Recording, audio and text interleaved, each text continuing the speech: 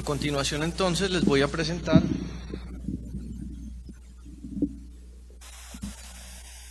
algunos aspectos relevantes en lo que tiene que ver con la vacunación de los trabajadores de la salud, que es muy similar a lo que ustedes pueden ver sobre la vacunación del paciente adulto, pero con algunas particularidades especiales.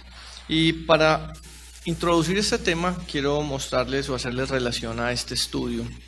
Este es un estudio ya clásico en la literatura actual, en donde Lázaro Vélez lo que quiso determinar fue cuando un paciente llega a urgencias con una neumonía adquirida en comunidad, cuál es el patógeno que está causando dicha enfermedad. Se realizan varios estudios microbiológicos, serológicos, moleculares para determinar cuál es el agente etiológico de esto, pero en lo que quiero hacer énfasis es en lo que está señalado allí, y es que 2 de las 3 primeras causas de neumonía adquirida en la comunidad en nuestro medio son inmunoprevenibles.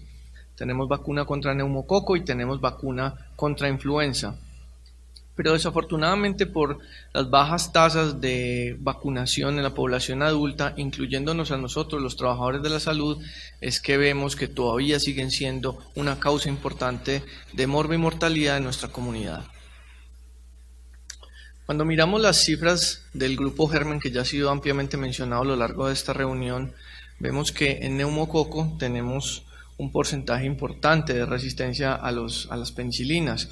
Y esto es muy delicado, puesto que son nuestra primera línea de defensa frente a los casos de neumonías adquiridas en la comunidad. No es extraño ver que cuando un paciente llega con esta patología a urgencias o por consulta, se le receta un beta-lactámico, a veces asociado o no a una claritromicina o una doxiciclina. Entonces, cuando ya tenemos en cuenta que nuestras cifras locales hablan de un 50% de resistencia en neumococo adquirido en comunidad, es de pensar y de reflexionar un poco acerca de qué está pasando con este tipo de gérmenes en una enfermedad que se podría prevenir si ampliáramos el esquema de vacunación en la población adulta, que nos incluye obviamente también a nosotros. El CDC desde el año 2012 viene promulgando una serie de medidas para disminuir las infecciones nosocomiales o las infecciones asociadas al cuidado en salud.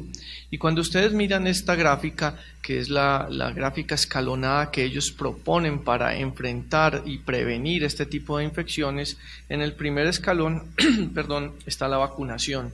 La vacunación de los pacientes cuando van a ser dados de alta para que precisamente no vayan a recaer o vayan a ser nuevamente hospitalizados con alguna patología infecciosa que sea inmunoprevenible, como las 2 que les acabo de mencionar, sino también para que nosotros como trabajadores de la salud estemos protegidos frente a todo este tipo de patógenos que eventualmente un paciente puede venir y hospitalizarse con ellos. ¿Y cómo es este riesgo? Estas gráficas nos demuestran cosas de la cotidianidad de nuestro quehacer médico. Cuando el paciente llega y nos saluda, las manos de nosotros puede que estén limpias, pero no necesariamente las del paciente que acaba de estornudar y se protegió el estornudo con la mano con la cual nos acaba de saludar. Los utensilios con los que realizamos nuestro trabajo, un tensiómetro, un estetoscopio, pueden estar contaminados del paciente anterior. Uno no esteriliza o no limpia ávidamente estos utensilios entre uno y otro paciente y pueden facilitar la diseminación de este tipo de patógenos, más aún cuando el paciente que llega a nuestra consulta o por urgencias viene sintomático respiratorio. Entonces el paciente viene tosiendo o estornudando y uno no sabe qué le acaban de estornudar en la cara. Es una tosferina, es tuberculosis, es influenza. ¿Qué te acaban de estornudar el paciente? ¿Y a qué acabas de estar expuesto? Porque cuando usted lo llama a la sala de espera, Pepito Pérez, y él viene, usted no sabe si viene con una osteomielitis en un dedo o si viene con una tuberculosis pulmonar cavitada con 3 cruces de bacilos, y obviamente el paciente tampoco lo sabe y él viene con esa sintomatología que usted le resuelva el problema. Entonces, comúnmente estamos muy expuestos a diferentes patógenos, tanto en los hospitales como también en la comunidad. He tenido varios pacientes diabéticos con tuberculosis francamente severa, no le caben las cruces a la baciloscopia, cavitadas, y resulta que son taxistas. ¿A cuántas personas, por Dios, ha podido infectar ese paciente? pacientes que después van a llegar a nuestra consulta, pero es que nosotros también montamos a veces en taxi, yo por ejemplo todos los días voy en metro al hospital, entonces uno se preocupa mucho cuando cierran las puertas del metro y todos quedamos en el socavón ahí metido, o cuando uno se pregunta también si yo cojo un circular sur en la 80 y está cayendo un aguacero y todo el mundo cierra los vidrios y hay un tráfico o un trancón muy grande en la 80 y alguien empieza a toser dentro de ese bus, ¿qué va a pasar? Nada que decir de cuando uno se monta en un avión y el del lado viene tosiendo, y cosas así similares que pueden suceder en escenarios donde hay una gran congregación de personas y que eventualmente pueden haber patógenos infecciosos. O usted que está sentado aquí escuchando esta conferencia y tiene al del lado que no hace sino toser desde que empezamos. Puede ser porque está el aire acondicionado o puede ser porque de verdad tenga algo que el paciente de ayer le contagió y apenas está en un periodo de incubación o iniciando los síntomas. Pero eso tampoco significa que nos tengamos que ver como esta gráfica y que tengamos que atender a todos los pacientes como si tuvieran ébola, pero sí debemos al menos tener un sistema inmunológico competente que nos permita enfrentar a lo que hay hoy en día y que el grupo germen nos advierte, y es neumococo resistente, es una influenza en la comunidad que es capaz de mandar a cualquier persona sana a cuidado intensivo y que termine con traqueostomía, gastrostomía y un daño pulmonar muy severo o incluso muera. Entonces debemos estar protegidos en este sentido. Y la idea es invitarlos a imitar esta imagen, y es que haya más trabajadores de la salud, que nos estemos vacunando todos los días para protegernos a nosotros y a nuestras familias, porque si tú te infectas de influenza, le llevas esa influenza a tu hijo a la casa, y eso puede ser que para ti sea una gripa, pero para tu cónyuge o tu hijo sea una infección relativamente severa. ¿Cómo es la experiencia de la vacunación en trabajadores de la salud en otras latitudes? Miremos un ejemplo europeo en 2015 frente a la vacunación en hepatitis B. Y hay varias cosas que les quiero resaltar en esta. Miren cómo los médicos que clasificaron como sin especialización tenían un índice de vacunación menor al 60%. Entonces, ¿por qué el de la especialización sí se vacuna y el que no se está especializando no? Posiblemente porque las mismas universidades les exigen un carnet de vacunación para poder iniciar su proceso de formación educativa. Pero lo otro es los trabajadores sanitarios, estas señoras que hacen el aseo en el hospital y que de una u otra manera también están igualmente expuestos como nosotros a patógenos nosocomiales, a epidemias nosocomiales, a diferentes patógenos, y que no están adecuadamente protegidas, como lo demuestra esta diapositiva.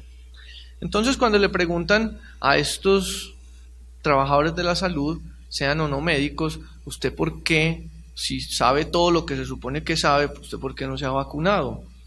Dan respuestas como que les da miedo los efectos secundarios de la vacuna, y hay todo, ustedes ya vieron todo un montón de movimiento antivacuna a nivel mundial y las consecuencias que este movimiento ha tenido en términos de sarampión y posiblemente a futuro en otras patologías que empiecen a resurgir. Muchos dudan incluso de la eficacia de la vacuna, lo cual ha sido ampliamente demostrado no solo en la literatura, sino en la experiencia a nivel mundial de lo efectivas que son. Algunos incluso quieren que les manden hasta una carta de invitación a vacunarse, quieren como una invitación a un matrimonio, te invitamos cordialmente a que te vacunes el día de hoy, y eso fue una de las razones que alegaron estos europeos muy pinchados acerca de por qué no se habían vacunado, pero otros simplemente dicen es que yo estoy muy ocupado y no he tenido tiempo de irme a vacunar, como si fuera algo que uno pudiera dejar ahí relegado y que no tuviera mayor importancia. Esta es la vacunación en Estados Unidos en la época de influenza en 2012-2013. Vemos cómo las tasas de vacunación vienen aumentando de manera muy importante, excepto en un grupo poblacional específico. Y este grupo poblacional son los médicos que atienden consulta externa. Entonces, parece ser que los que están en el ámbito hospitalario, pasando ronda en unas salas de hospitalización, tienen claro lo de la vacunación en el trabajador de la salud, pero es como si el que trabaja en consulta externa pensara que porque el contacto con el paciente son solo 15 o 20 minutos, entonces no hay tiempo de contagiarse. Y eso, como todos sabemos, pues está alejado de la realidad y es muy importante que, independiente del sitio donde te desempeñes, debieses estar vacunado. Veamos una experiencia un poco más de este lado del mundo. Esto es Lima, Perú, y vemos cómo la vacunación en los médicos, comparado con los otros trabajadores de la salud, es menor al 70%. Como si los otros estuvieran más expuestos o menos expuestos o tuvieran más conciencia de lo que nosotros como médicos debiésemos tener supremamente claro. Cuando le preguntaron entonces a los médicos que no estaban vacunados por qué no se habían vacunado, encontraron nuevamente las mismas respuestas. Están preocupados por los efectos adversos. El movimiento antivacunas ha tenido un impacto importante a la hora de promulgar sobre estos serie de efectos secundarios que son reales, pero que riesgo-beneficio obviamente están a favor del beneficio. No han tenido una tiempo para asistir a los programas de vacunación. Hay otros que tienen contraindicaciones porque están en embarazo, porque tienen patologías que los inmunosuprimen y no permiten aplicar este tipo de vacunas, o simplemente que nadie les ha informado, lo cual pues es totalmente absurdo, porque cualquier médico que haya pasado por una escuela de medicina pues está completamente informado del beneficio de la vacunación. Ahora sí, algo local. Este es un estudio que hizo Juan Diego Vélez en Cali, en donde le preguntó a los médicos sobre qué sabían de las vacunas para los pacientes adultos. Casi todos dijeron que tenían muy claro la vacunación contra influenza. La mitad dijo que tenía claro lo de la vacunación contra neumococo y un poquito habló sobre zóster. Eso digamos que yo lo entiendo. Lo que yo no entiendo es esto. Ni el 1% se acordó del tétanos, como si eso fuera una cosa rara por allá traída de África o de otro continente, como si eso no pasara aquí. Hace 6 meses se me murió un señor en la clínica, era un señor diabético de 65 años. Él tenía una neuropatía muy severa en las piernas y no sintió cuando se enterró un clavo oxidado en la planta del pie. Se dio cuenta días después, cuando el olor fue lo que le llamó la atención y se dio cuenta que tenía algo enterrado en el pie. Se los retiró y era un clavo como este tamaño, y unos días después el señor llegó con un tétanos florido y finalmente falleció, a pesar de que se le aplicaron todas las medidas en cuidado intensivo, antitoxina, etcétera. Entonces, esto es una patología que estamos viendo todavía en 2018, que ayer cuando conversaba con unas enfermeras del oriente antioqueño me comentaban que todavía ven tétanos neonatal en veredas muy retiradas del oriente antioqueño, donde a una señora le atendieron el parto y le cortaron el cordón umbilical con un machete, y después al niño le dio una oncefalitis y le dio un tétanos y obviamente pues el niño falleció. Pero entonces, si estamos cortando el cordón umbilical con un machete, se imagina cómo será entonces el esquema de vacunación y el control prenatal de esa madre. Y eso es allí en el oriente antioqueño. Imagínense cómo será en otros sitios de la geografía colombiana que tienen dificultades para acceder a vacunación. De manera que es llamativo en este estudio de Juan Diego ver cómo los médicos nos acordamos de influenza, que es muy importante obviamente, pero se nos olvida el tétanos, que es también una patología importante y que los pacientes siguen consultando por esto. En el lado derecho de la gráfica, entonces, le preguntó Juan Diego a los médicos, bueno, usted sabe muy bien sobre las vacunas y cuáles vacunas le va a aplicar a su paciente, y usted está vacunado. Y el 99.75% de los médicos no tenían su esquema de vacunación actualizado, o sea, casi todos. Ahora, yo no les voy a pedir que levanten la mano ni que me pongan en el celular. Pregúntese usted mismo si usted sí está vacunado contra todo lo que se debiese vacunar un trabajador de la salud. Como yo sé cuál es la respuesta, porque Juan Diego ya no la dijo, la invitación es a esto, que nosotros tenemos que velar por la salud de todas estas personas, pero también por la de nosotros y la de nuestras familias. Entonces la invitación es que como adultos debemos vacunarnos también. Y para esto existen guías internacionales. A mí la que más me gusta es la del CDC, porque la actualizan cada año en febrero y la publican en este journal. Y aparece en todo el esquema de vacunación del adulto.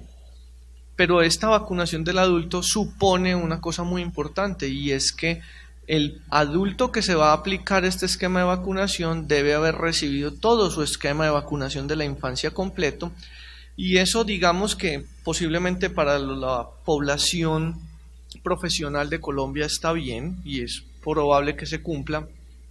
Para la población general esto no es tan cierto, muchas vacunas no están en el POS, entonces son costosas, etcétera. No hay un acceso, digamos, universal a este grupo de vacunas, pero hay que tener en cuenta esta premisa. En esta publicación van a encontrar esta tabla. Lo que les tengo señalado ahí es la vacunación del personal de salud. O sea, es tan importante que como adultos el personal de salud esté vacunado, que en la guía del CDC tenemos una casilla específica para nosotros, en donde nos recomiendan o nos indican qué vacunas debiésemos tener como trabajadores de la salud. Lo que ustedes ven aquí son otras patologías, si es que podemos llamar a la patología a ser trabajador de la salud, algunos piensan que sí, pero lo que ven aquí son todas las patologías de los pacientes adultos que nosotros vemos, y como algunas están contraindicadas. Las que están contraindicadas son las vacunas que son vivas atenuadas, que en todo paciente inmunosuprimido no se pueden aplicar. Aquí vemos la triple viral, aquí vemos a varicela. Y una cosa muy importante que empezaron a incluir este año y fue la diferenciación de las dos vacunas de zóster. Existen actualmente en el mundo dos vacunas comerciales de zóster, una vacuna que es viva atenuada, que es la que ven aquí en la parte inferior y que no se puede aplicar a los pacientes inmunosuprimidos, que es esta de acá, y está la vacuna inactivada.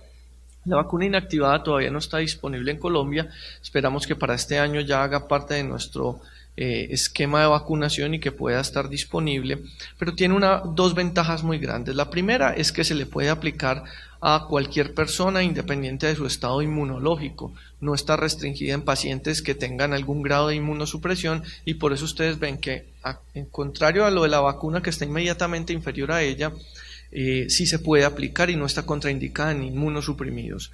Y lo otro es que tiene una efectividad superior a la vacuna viva atenuada, lo cual es lo que uno espera en una vacuna tan importante como la vacuna de zóster, porque si bien esta es una vacuna que es promulgada o distribuida con la idea de evitar la neuralgia posherpética. Todos los que hemos visto un paciente con culebrilla o con zóster sabemos que tratar eso es relativamente sencillo, eso con 10 días de aciclovir sale y no pasa nada, a menos que el paciente quede con una neuralgia posherpética, y ahí sí se va a quedar acordando de usted por muchos años, porque eso es de muy difícil manejo, requiere muchos analgésicos, cirugías, etcétera.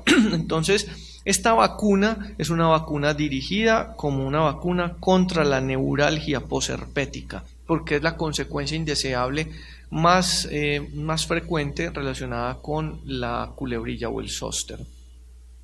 Otra cosa importante que van a ver ustedes en esta gráfica es cómo hay una diferenciación clara en la vacuna de PBH femenino y masculino, y que está recomendada para el personal de salud, al igual que las otras que ya les mencioné. Las otras son lógicas, pero digamos que la vacuna de PBH lo que busca es impactar a nivel poblacional la transmisión de este virus. Inicialmente se empezó con las mujeres porque son las que llevan la peor parte de esta enfermedad, como en muchas otras, y lo que busca es evitar cáncer de cervix, y cuando se empezó a promulgar esta vacuna la idea era esta, pero resulta que si la mujer llega a tener cáncer de cervix es porque hubo algún hombre que se lo transmitió, el PBH me refiero. Entonces hay que cortar esa cadena de transmisión. Si evitamos que nuestros muchachos tengan PBH, no va a haber quien infecte a nuestras muchachas, porque el cáncer de pene relacionado con PBH es una cosa extremadamente rara, catastrófica, pero rara, y si cortamos esa cadena de transmisión, pues no va a haber quien le transmita el virus a las mujeres, pero además porque cada día es más frecuente ver hombres que tienen sexo con hombres y que desarrollan cáncer de recto y cáncer de ano relacionado con PBH, la misma cosa que el cáncer de cervix de las mujeres, pero póngalo en el ano, y con las mismas consecuencias: radioterapia, quimioterapia, colostomía y pérdida en la calidad de vida. Entonces, Esta vacuna en el personal de salud busca no impactar específicamente a población en riesgo, porque nos consideren población en riesgo, sino porque todos somos población de riesgo en términos de PVH y debe ser una vacuna que se aplique de manera poblacional y vamos a hablar un poco más de eso más adelante. Neumococo, aquí vemos la diferenciación de las dos vacunas de neumococo, aquí está la vacuna conjugada y la vacuna de polisacárido. Pues bien, si estas dos vacunas las ven, no están recomendadas de rutina en la población que atiende, en la población de personal de la salud, es una vacuna que tenemos que considerar en todos nosotros porque, como les mostraba los datos, la resistencia al neumococo viene en aumento y una medida costo efectiva para evitar esto es vacunar a toda la población. Les voy a mostrar más adelante datos acerca del impacto que esto ha tenido en sitios como Holanda, en donde es una regla casi universal aplicar esta vacuna en la población, con lo cual han reducido casi el 50% la incidencia de esto, evitando que se genere una gran formulación de antibiótico. Otras vacunas importantes, pues obviamente hepatitis B, hepatitis A, y ya les voy a mencionar algo al respecto también. Hablemos entonces de algunas vacunas en particular. Tétanos y difteria es la vacuna que se aplica con los toxoides. Recuerden que esta vacuna no va dirigida contra estas bacterias, ni contra Clostridium tetani, ni contra Corynebacterium diphtheriae, sino contra la toxina que ellos producen, que es finalmente la responsable de los efectos secundarios. Hay que tener en cuenta que a todos nos vacunaron en la infancia y que había que hacer refuerzos cada 10 años, pero casi nadie se está haciendo el refuerzo y por eso a mí hace 6 meses se me murió ese señor en la clínica. Incluso muchos pacientes mayores de 60 años nunca se vacunaron, nunca se han puesto un refuerzo y son población en riesgo. Hay un agravante adicional y es que la consecución de la gamma-globulina hiperinmune es supremamente complicada. Cuando alguna vez en mi entrenamiento estuve trabajando en policlínica, había un accidente de riesgo tetánico y no había ningún problema en aplicar tetanol y antitoxina, sitios diferentes, y eso era, digamos, una práctica rutinaria. Hoy en día esto es muy diferente porque conseguir la antitoxina es muy difícil. Para el paciente que les mencioné, tuvimos que traerla de Bogotá, vuelo charter, un montón de enredos, porque no es fácilmente conseguirla, no es algo que ya mantengamos en los stocks de urgencias. Entonces, la mejor medida para esto es obviamente que el paciente esté vacunado para que ni siquiera tenga el riesgo del accidente tetánico.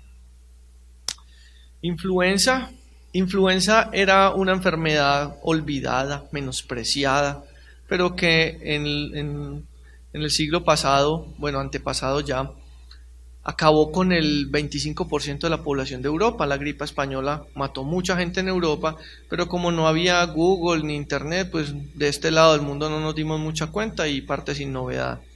Cuando apareció la epidemia de H1N1 en 2009 nos dimos cuenta que esto era en serio. Y como sucede con muchas patologías en el mundo, mientras la enfermedad no ataque gringos, esto no es un problema. Ébola mató africanos desde los años de 1940. Tiene una tasa de letalidad muy alta y muy rápida y acababa con una aldea africana en cuestión de días o semanas y no pasaba nada. Pero cuando empezaron a llegar los misioneros europeos, estadounidenses, y se empezaron a infectar y empezaron a hacer viajes y existía la posibilidad de una epidemia, ahí sí fue un problema. Mientras mataba a africanos no era problema, mate a europeos y a estadounidenses y ahí sí hay un problema y en cuestión rápida se desarrolló una vacuna. Una vacuna en 2010 para un problema que venía desde 1940, pero depende de quién afecte. Igual sucedió con influenza, mientras influenza mató gente en México no hubo problema hasta que pasó la frontera. Cuando pasó la frontera entonces ya era un problema mundial y rápidamente se desarrollaron vacunas. Y la efectividad de la vacuna de influenza va a depender de la similitud de la cepa que esté contenida en la vacuna con la cepa que realmente circule. Como ustedes saben, influenza constantemente muta y por eso nos tenemos que revacunar cada año, pero hay que advertirle a ustedes como usuarios de la vacuna y a los pacientes también dos cosas. Lo primero es, miren, la efectividad de la vacuna está alrededor del 70%. O sea, aunque usted esté vacunado, todavía le puede dar influenza, porque la similitud va a depender de eso. Con esta vacuna disminuimos una gran cantidad de hospitalización y de mortalidad, sobre todo en pacientes mayores. Y lo otro que hay que advertirle a los pacientes cuando se vacunan contra influenza es que usted lo está vacunando contra influenza, no contra la gripe. Eso es distinto. Porque muchos pacientes usted los vacuna y a los 8 días viene a hacerle el reclamo que usted los vacunó contra la gripe y que a los 15 días de vacunado le dio gripe. Pero es que usted no lo vacunó contra la gripe, usted lo vacunó contra influenza, contra la peor de las gripes, el abrazo del pato, la mirada china, la fiebre quebrantahuesos. Eso tiene un montón de nombres y usted tiene que advertírselo al paciente para que él no se sienta estafado o engañado cuando se vacuna contra esto. Existió en esa época cuando se lanzó la vacuna de influenza mucho temor acerca de lo mismo que pasa con PBH, es que me va a dar Guillain-Barré, me va a dar una polineuropatía, me voy a morir si me vacuno. Entonces el CDC hizo este estudio que les presento aquí el año inmediatamente posterior, en 2010, en donde lo que hicieron fue comparar los efectos adversos entre la vacuna de H1N1 y la vacuna normalita de H3N2 que venían aplicando durante muchos años. Y vean cómo los efectos adversos fueron similares y la mortalidad fue similar. Es decir, todo tiene efectos secundarios en medicina. Si usted pega a un paciente en un ventilador y le pone oxígeno al 100%, le hace barotrauma y le daña los pulmones, y eso es oxígeno. Imagínense qué puede pasar con medicamentos, por eso utilizamos dosis, tiempos de tratamiento, etcétera, vigilamos efectos secundarios, y las vacunas son también medicamentos y por eso hay que vigilar sus efectos secundarios y advertirlos que pueden pasar, pero riesgo-beneficio es que debemos considerar esto. Pero resulta que el riesgo de la no vacunación en el trabajador de la salud no solamente porque los pacientes nos infectan a nosotros, sino que, como dice este artículo, nosotros podemos infectar a los pacientes. A mí me da mucho temor que un abogado llegue a ver este artículo, porque en este artículo encontraron esto. La cobertura de vacunación en Estados Unidos y en Canadá frente a influenza era, para este momento, que es 2017, hace un año, poco más de un año, era muy bajita. O sea, los trabajadores de la salud no se hacen los refuerzos anuales de influenza, y eso pues que allá con el cambio de las estaciones y todo eso tienen mucha influenza y saben exactamente en qué parte del año les va a dar influenza. Pero miren esto, ¿cuántos pacientes se enfermaban a partir del contagio de sus médicos hacia ellos? Era un número significativo. ¿Y cuántos se morían a partir de la infección que sus médicos les transmitían a ellos? O sea que no solamente que es un riesgo que el paciente llegue con una influenza al consultorio y que por estos síntomas uno se enferme, sino que también a uno le da influenza y uno llega a atender al pobre inmunosuprimido que acaban de trasplantar y le transmite una influenza que en ellos se desarrolla de una manera mucho más agresiva. Influenza y neumococo trabajan en llave, son muy amigos. Influenza abre el camino y abona el terreno, destruye las defensas, destruye el epitelio ciliado de la vía respiratoria para que llegue neumococo y tenga dónde anidar, dónde adherirse y poder causar el daño que ya todos conocemos. Dirá uno, pero es que, bueno, si a uno le da una neumonía, pues es una neumonía, eso no es muy grave, pero depende de la neumonía que te dé. Y hablando específicamente de neumococo, vemos cómo si eres un adulto sano y te da una neumonía por neumococo y te dan claritromicina y es una neumonía leve, no pasa nada. Pero a medida que aumenta la severidad, de acuerdo a este score, de la primer episodio de neumonía de tu vida, va a tener un impacto en sobrevida hasta 10 años después. Es decir, si cuentas con la suerte de que eres un adulto sano y te da una neumonía leve, eso a 10 años no va a tener ningún impacto. Pero si eres el mismo adulto sano y te da una neumonía severa, y mientras más severa, peor el pronóstico durante los próximos 10 años posteriores a que te hayas recuperado, entre comillas, de la tal neumonía. De manera que lo ideal es que a uno ni siquiera le dé este primer episodio de neumonía, porque usted no sabe si le va a dar una neumonía leve o una neumonía severa, porque esto va a tener un impacto en los próximos 10 años de su vida. Entonces, este es un estudio de 2015 en donde probaron la vacuna de neumococo en la población de Holanda. ¿Por qué escogieron Holanda? Porque tienen un sistema de información muy detallado y porque el 100% de la población está vacunada contra influenza. Les faltaba neumococo, que al igual que acá, era una de las principales causas de neumonía adquirida en la comunidad. ¿Y qué encontraron? Que cuando comparaban con placebo, disminuía el 45% el primer episodio de neumonía adquirida en la comunidad, lo cual era muy importante en términos de morbimortalidad durante los 10 años siguientes. Imagínense lo que se ahorraron en términos de costos de la atención en salud. ¿Para quién está aprobada esta vacuna? Está aprobada para todos, es, digamos, obligatoria en los niños, pero en los adultos a partir de los 50 años ya también está aprobada en nuestro sistema de salud. El problema está aquí en la mitad, en los adultos sanos, sin comorbilidades, que en mi concepto se debiese aplicar a todos si uno quiere aspirar a cortar cadena de transmisión. Lo mismo de PVH, pero aplicada a neumococo. ¿Cómo es el esquema? El esquema es muy sencillo. Existen, como les mencionaba ahorita, dos vacunas, la vacuna 13 valente y la vacuna 23 valente. Si vamos a vacunar a una persona que nunca ha recibido ninguna vacunación contra neumococo, empezamos con la 13 valente porque es una vacuna que es conjugada y tiene una serie de aditamentos que la hacen muy inmunogénica y que estimulan de una manera muy importante el sistema inmunológico para protegernos contra los 13 serotipos que están incluidos allí. Recuerden que hay más de 90 serotipos de neumococo circulando en el medio, pero hay unos en específico que son los serotipos que producen enfermedad neumocóxica invasiva. Estamos hablando entonces de meningitis, bacteriemia y neumonía. Uno quiere es que el paciente no le dé eso, entonces que le dé una otitis, que le dé una faringitis, digamos, eso es más llevadero, pero que no te dé una meningitis, una bacteriemia o una neumonía por neumococo. Y esos serotipos están incluidos en esta vacuna. Lo ideal sería entonces aplicar primeramente la vacuna conjugada para estimular mucho el sistema inmunológico y 8 semanas después aplicar un complemento, la vacuna polisacárida, que va a incluir los 10 serotipos adicionales que no estaban acá. En próximos años va a venir una vacuna conjugada 20 valente.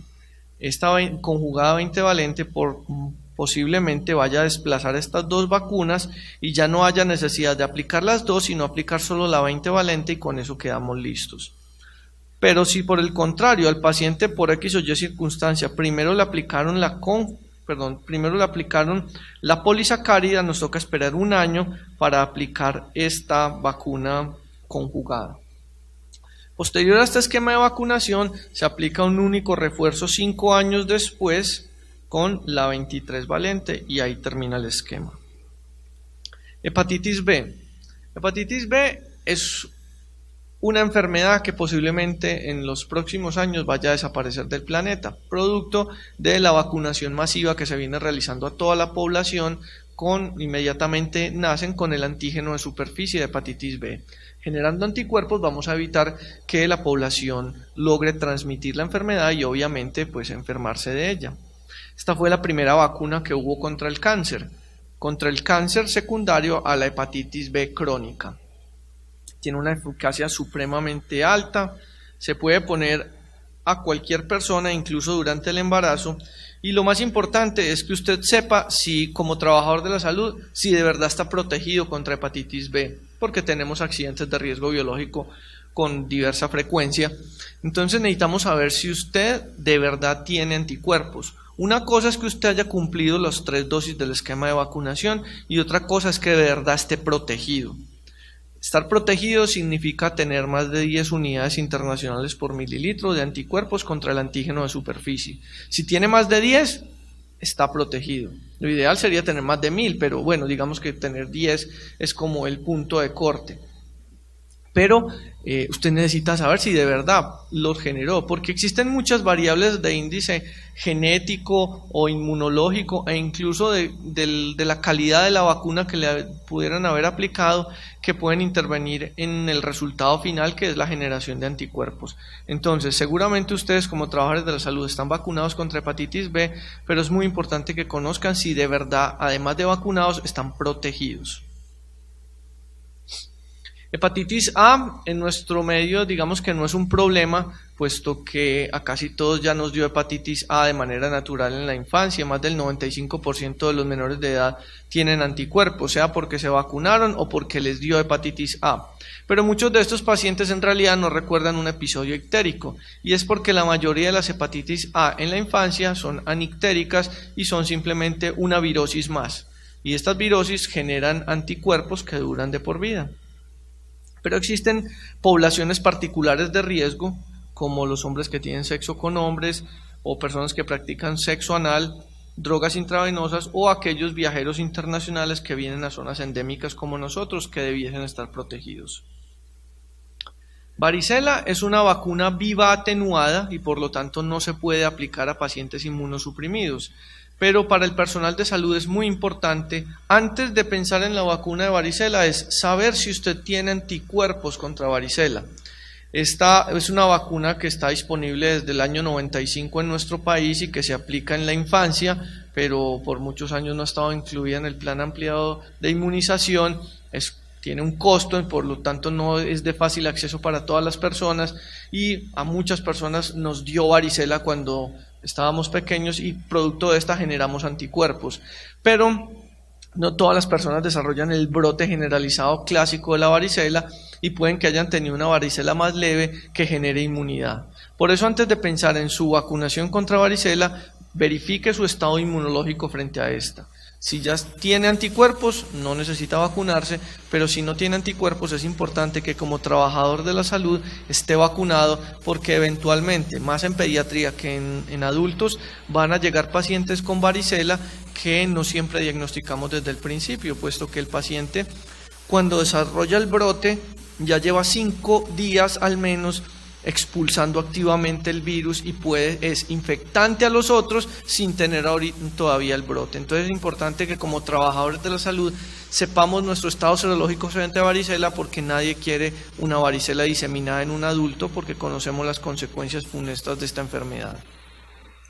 La vacuna de zóster es lo mismo, pues es varicela zoster virus en general, pero la dosis que se aplica es el doble. Como les mencionaba, ya la vacuna viva atenuada va de salida y prontamente va a llegar la vacuna inactivada que va a ser una solución bien importante en pacientes inmunosuprimidos y en pacientes que reciben algún tipo de medicamento que altere su sistema inmunológico.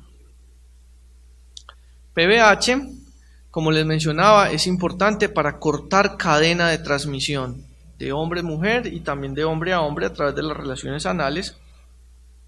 Estas vacunas deben incluir al menos las 2 serotipos que causan cáncer de cervix, pero lo ideal es incluir cada vez más aquellos serotipos que también causan los condilomas, para evitar pues esta situación tan incómoda. Existen actualmente estas 2 vacunas comercialmente en nuestro país, Gardasil y Cervarix, la tetra y la bivalente. La bivalente cada vez se utiliza menos, producto de que ya tenemos la tetravalente, y posteriormente vamos a tener la nonavalente, que ya también se está utilizando en muchos países y que ha tenido una efectividad muy alta. Estos fueron los primeros artículos en el año 2011 que nos hablaban de la importancia de la vacunación de PBH en el hombre para evitar que desarrollaran las lesiones anales producto de la infección por este virus. Y posteriormente también aparecieron estos otros artículos en donde nos empezaban a hablar de la neoplasia anal intraepitelial, similar a lo que es el NIC en las mujeres, y cómo con la vacuna se lograba prevenir esta patología. Con esto, en otros países lograron efectividades del 12% a 1,5 años, que aumentaban al 30% en 2,5 años y que alcanzaban casi un 50% de reducción al final del estudio. Entonces eran bien importante lo que se alcanzaba en términos de protección y de cortar cadena de transmisión con este grupo de vacunas. En sitios como Australia se logró un impacto bien importante en lo que fue la incidencia de las verrugas genitales. Y como les mencionaba, ya viene la vacuna no navalente, que incluye aún más serotipos. Obviamente están incluidos los que causan el cáncer de cervix y de ano, pero también otros que causan las verrugas genitales. Y con esto, comparando la cuadrivalente con la no navalente, se logra una disminución aún más significativa del desarrollo de lesiones intraepiteliales agresivas. Pero, como todo en medicina, esto no está exento de efectos secundarios, y esto es un reporte de lo que sucede con la vacuna cuadrivalente en términos de seguridad. Y veamos que aquí efectivamente aparece Guillain-Barré, que es como la gran preocupación de las personas alrededor de esta vacuna, y cómo de verdad hay pacientes que les puede dar un Guillain-Barré, pero lo que se logra en términos poblacionales y de salud pública con esta vacuna es enorme, pero van a haber casos puntuales en donde haya verdaderos efectos secundarios. En tal sentido, y por todo lo que sucedió en el Carmen de Bolívar, pues el Ministerio de Salud de nuestro país emitió este comunicado donde se desestima toda relación entre un efecto secundario similar a los que les acabo de mencionar con la aplicación de la vacuna en un área geográfica específica como sucedió en la costa atlántica. Para finalizar, entonces, algunos mensajes para llevar. Como trabajadores de la salud todos estamos en riesgo, como adultos todos estamos en riesgo. Existen muchos patógenos allá afuera con diferentes mecanismos de transmisión que es importante que tengamos en cuenta y que practiquemos unas prácticas de inmunización del adulto, no solo para nuestros pacientes, sino para nosotros mismos como personal de la salud en riesgo. Es tan importante vacunar a un adulto como vacunar al niño. Todo el mundo tiene claro la campaña de la vaquita con los 5 momentos para vacunar al niño, pero no se acuerdan que hay que vacunar a ese anciano que es el que cuida al niño cuando los papás están trabajando. Entonces, ese anciano que es nuestro paciente, pero que a la vez también puede ser nuestro abuelo, nuestro padre o incluso nosotros mismos, hay que tenerlo vacunado y protegido. La propuesta es vacúnelo contra todo lo que ven aquí mencionado: neumococo, influenza, VIH, tétanos, varicela, una serie de vacunas que recomiendan en Estados Unidos y que debiesen también ser aplicadas entre nosotros para la vacunación del adulto. Y esto es un trabajo en equipo en donde la solución depende de todos.